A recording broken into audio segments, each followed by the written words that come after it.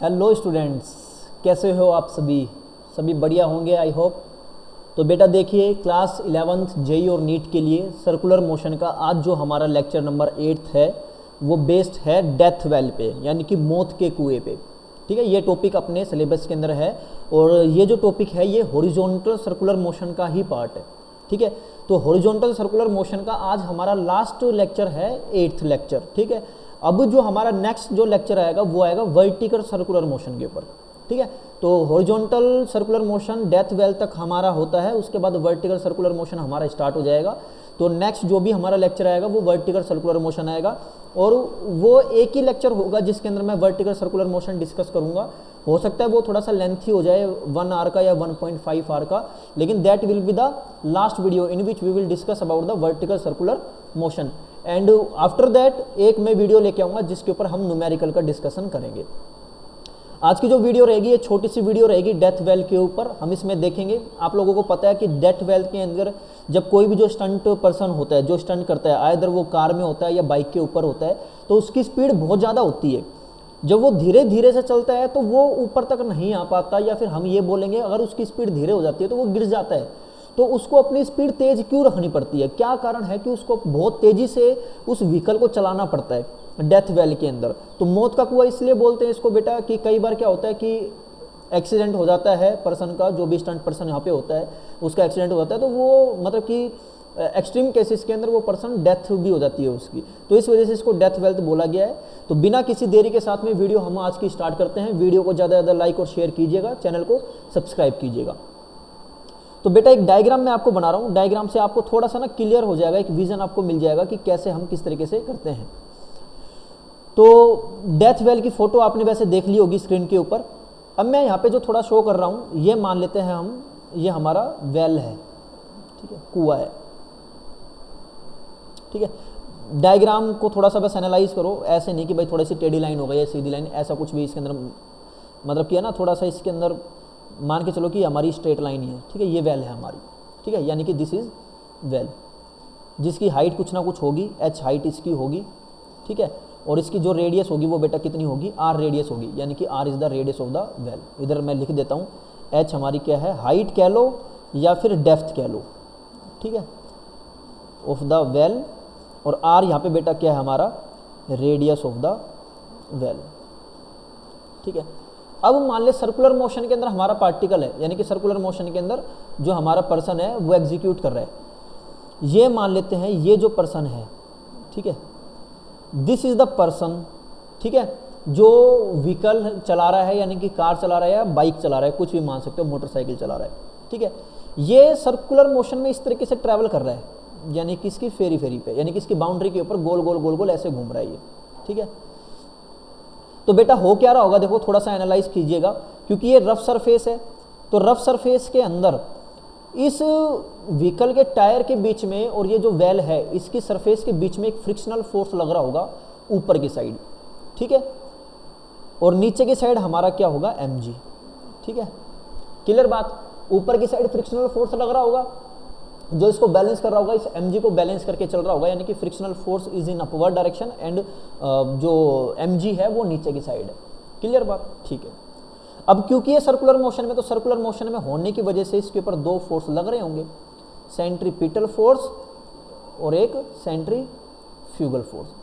ठीक है, तो सेंट्रीफ्यूगल फोर्स बेटा किधर की साइड लग रहा होगा, बाहर की साइड। मान लेते हैं इसकी स्पीड v है, v स्पीड से मूव कर रहा है, तो बेटा सेंटर से बाहर की साइड इसके ऊपर सेंट्रीफ्यूगल फोर्स ये फील कर रहा होगा, ये जो पर्सन है इसकी ये फील कर रहा होगा कि इसको सेंटर के बाहर की तरफ एक फोर्स लग रहा है, जो कि क्या है, mv²/r, सेंट्रीफ्यूगल फोर्स।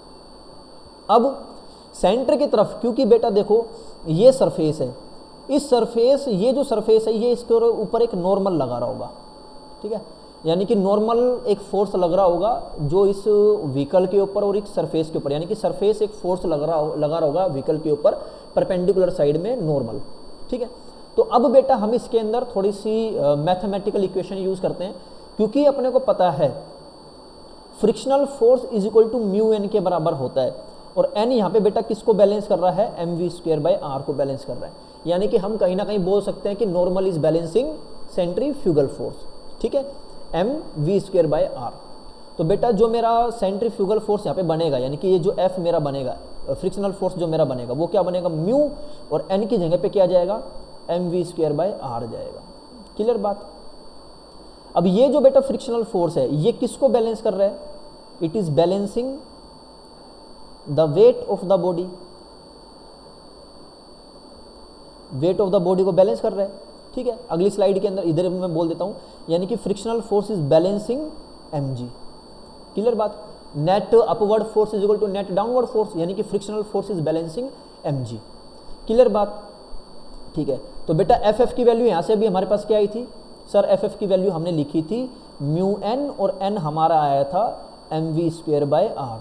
तो फ्रिक्शनल फोर्स हमारे पास आ गया था म्यू mv²/r, और फ्रिक्शनल फोर्स किसको बैलेंस कर रहा था, mg को बैलेंस कर रहा था। तो बेटा फ्रिक्शनल फोर्स का फॉर्मूला यहाँ पे क्या आया, इक्वेशन जब हमने पुट करी तो mu mv² is equal to mg। तो बेटा m से m यहाँ पे कैंसिल आउट हो गया, mu v²r is equal to g। तो बेटा v² किसके बराबर आ गया, gr/म्यू के बराबर आ गया। ठीक है, अब ये जो स्पीड है ये क्या है, speed by which person is moving, जिस स्पीड से पर्सन मूव कर रहा है। तो बेटा ये जो v² है, इस v² की जगह पे अगर मेरे को केवल और केवल v की वैल्यू चाहिए तो ये v की वैल्यू मेरे पास क्या आ जाएगी बेटा, क्योंकि मेरे को वैल्यू पता है v² किसके बराबर आ गया, gr/म्यू के बराबर आ गया। तो v मेरे पास कितना आ जाएगा, gr/म्यू हो जाएगा। क्लियर बात। तो अब देखो, अब मैंने आप ये तो आ गया फॉर्मूला, ठीक है, कितनी स्पीड से वो जो पर्सन है, वो जो व्हीकल है, वो कितनी स्पीड से हमारा टर्न कर रहा है। तो कितनी स्पीड से मूव करना पड़ेगा, इतनी स्पीड से मूव करना पड़ेगा, यानी कि ये मैक्सिमम है। अगर उसको सेफ रहना है, सेफ के लिए क्या करना पड़ेगा, ये जो स्पीड है ये ज़्यादा होनी चाहिए √gr/म्यू से। कारण क्या है, ज़्यादा क्यों होनी चाहिए, क्योंकि देखो बेटा हमारे पास में फ्रिक्शनल फोर्स का फॉर्मूला आया था FF म्यू mv²/r।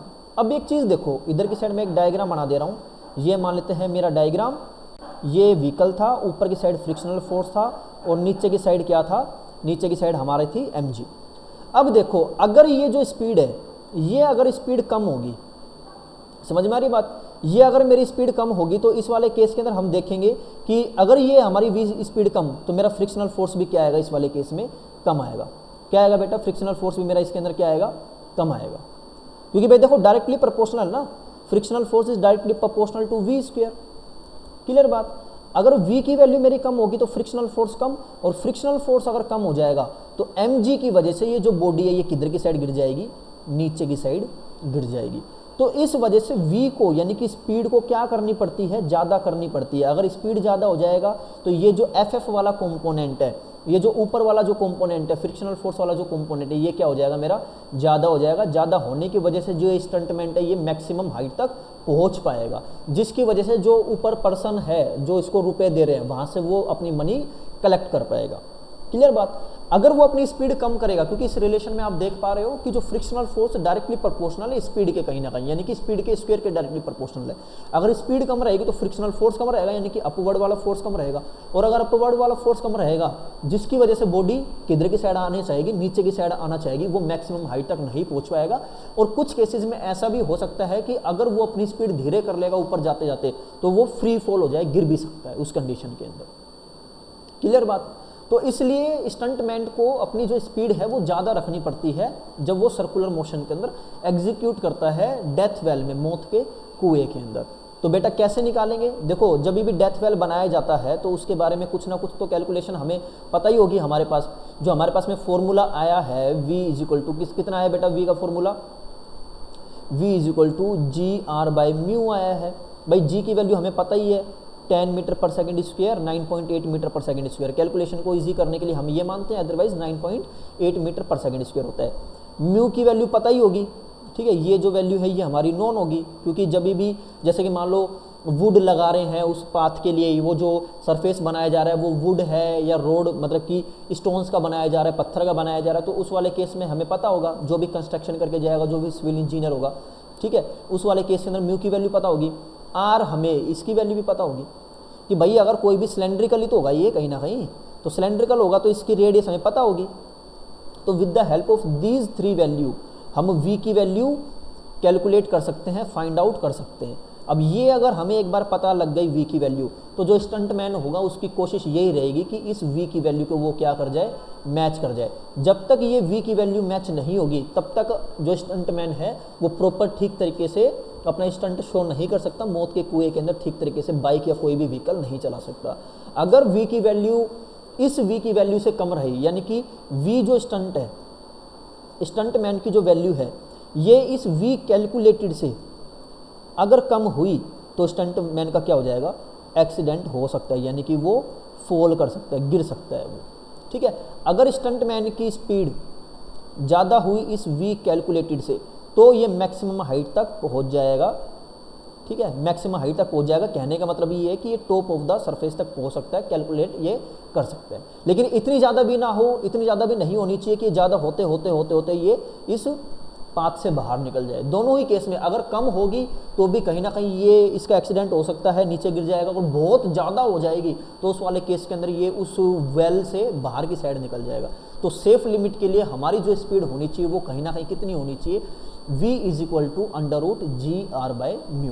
म्यू हमारा कोफिशिएंट ऑफ फ्रिक्शन, g हमारा एक्सेलरेशन ड्यू टू ग्रेविटी, और r हमारा क्या होगा, रेडियस ऑफ द वेल, उस कुएं की जो रेडियस होगी। ठीक है बेटा, तो देखिए बातों ही बातों के अंदर बिना किसी देरी के, बिना ज़्यादा टाइम लगाए हमारा मौत का कुआं जो डेथ वेल था ये हमारा कंप्लीट भी हो गया। छोटा सा टॉपिक, जैसा मैंने आपको बताया था कि छोटा सा टॉपिक रहने वाला है ये। इसके अंदर बेसिकली जो क्वेश्चन पूछे जाएंगे वो डायरेक्ट क्वेश्चन आते हैं कि स्पीड बता दो। कोई भी स्टंटमैन है उसके अंदर गिवन होगा, stuntman is revolving in a circular path of death well जिसकी रेडियस इतनी है। ठीक है, और जो डेथ वेल का जो सरफेस है और जो व्हीकल का जो टायर है उन दोनों के बीच में जो कोफिशिएंट ऑफ फ्रिक्शन उसकी वैल्यू गिवन होगी। तो बता दो speed of the stuntman, speed of the vehicle बता दो। ठीक है बेटा, तो ये कुछ क्वेश्चन इसके अंदर आते हैं। तो 8th लेक्चर में हमारा हॉरिजॉन्टल सर्कुलर मोशन कंप्लीट हो चुका है। अब जो हमारा पार्ट आएगा, लेक्चर नंबर 9 आएगा, उसके अंदर मैं ये कोशिश करूँगा कि वर्टिकल सर्कुलर मोशन उस एक लेक्चर के अंदर ही कंप्लीट करवा दूँ, जिससे कि हमारा सर्कुलर मोशन ओवर हो सके। लेक्चर 9 के अंदर हम पढ़ेंगे vertical circular motion. Lecture number 10 के अंदर मैं न्यूमेरिकल्स लेके आऊँगा। अगर न्यूमेरिकल्स कम हुए तो मेरे को 2 पार्ट में बनाना पड़ेगा, लेक्चर नंबर 10 और 11। अगर नंबर ऑफ क्वेश्चंस ज़्यादा रहेंगे तो वीडियो ज़्यादा हो जाएगी, तो एक ही लेक्चर के अंदर, लेक्चर नंबर 10 के अंदर ही मैं वीडियो को, इस पूरे ओवरऑल चैप्टर को ओवर करने की कोशिश करूँगा। तो तब तक के लिए बेटा बने रहिए, ये वीडियो आप देखिएगा क्योंकि इम्पोर्टेंट टॉपिक है। वीडियो के इस टॉपिक के ऊपर क्वेश्चन आते ही आते हैं। नेक्स्ट वीडियो के लिए आप बने रहिएगा। चैनल को आपने सब्सक्राइब कर लिया होगा, नोटिफिकेशन आप तक पहुंच जा रहे होंगे जब भी कोई भी वीडियो अपलोड होती है। तो लेक्चर नंबर 9 यानी कि जो नेक्स्ट वीडियो हमारी आने वाली है वो आएगी वर्टिकल सर्कुलर मोशन के ऊपर। और जो वो वीडियो रहने वाली है बेटा वो बहुत ज़्यादा इंपॉर्टेंट रहने वाली है, क्योंकि नंबर ऑफ क्वेश्चन जो बनता है सर्कुलर मोशन में वहाँ से जरूर पूछा जाता है एक क्वेश्चन। ठीक है, तो अपनी प्रिपरेशन अच्छे तरीके से करते रहिए। जो भी बेटा, जो भी बेटी हमारी रेगुलर कोर्स के अंदर है, रेगुलर जेईई नीट के अंदर है, ड्रॉपर है, तो सर्कुलर मोशन के अंदर से एक क्वेश्चन डेफिनेटली बनता ही बनता है। ठीक है, तब तक के लिए thank you very much. Video को ज़्यादा से ज़्यादा लाइक, ज़्यादा से ज़्यादा शेयर कीजिएगा, चैनल को ज़्यादा से ज़्यादा सब्सक्राइब कीजिएगा। Thank you very much.